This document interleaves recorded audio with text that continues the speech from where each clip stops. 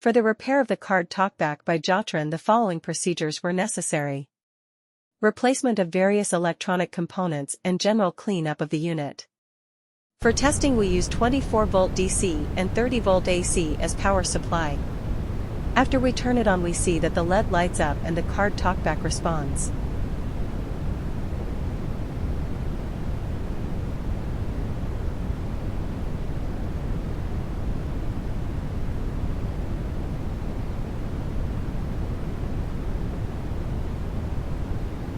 No further testing is possible due to the absence of additional units. The same process is repeated and for the others.